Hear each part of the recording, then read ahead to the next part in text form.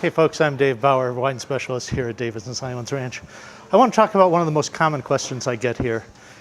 Almost daily I have a customer coming in and say, I have a special occasion, can you recommend a bottle of champagne? Or I need a bottle of Burgundy to put in my stew.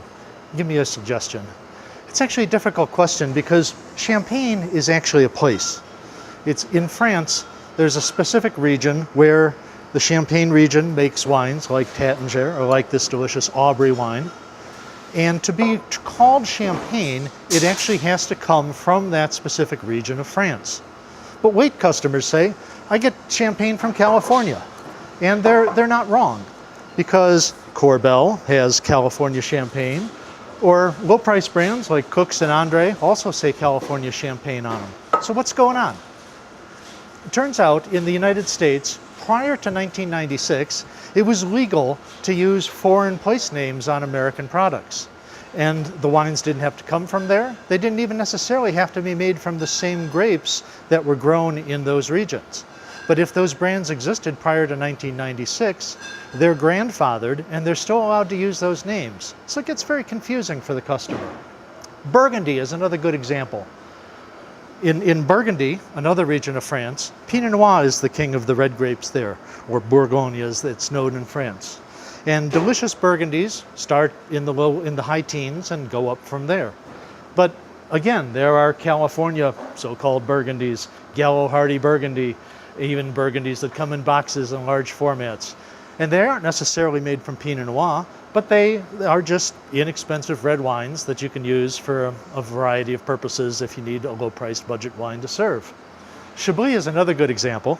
It's a white wine grown in France, just south of the Champagne region, made from Chardonnay typically. Delightful wines that start in the high teens and go up from there.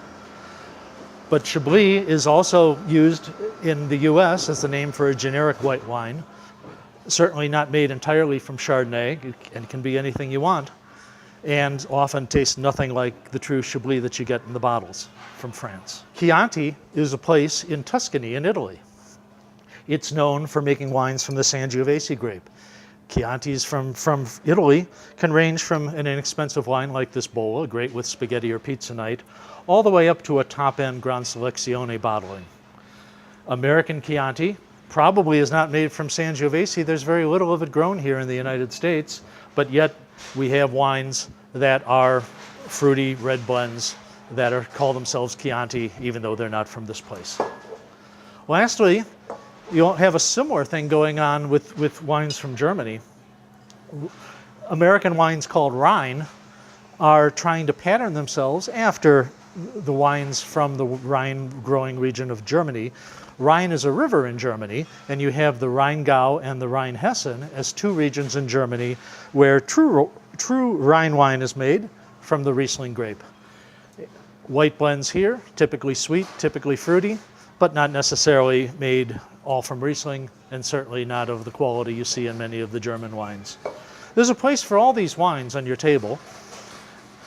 You don't want to have a $40 or a $50 Chianti every night. Sometimes you're having a party, you need a box. They all have their place, but we just want consumers to understand that even though they say the same thing, they're not necessarily the same thing. Thanks.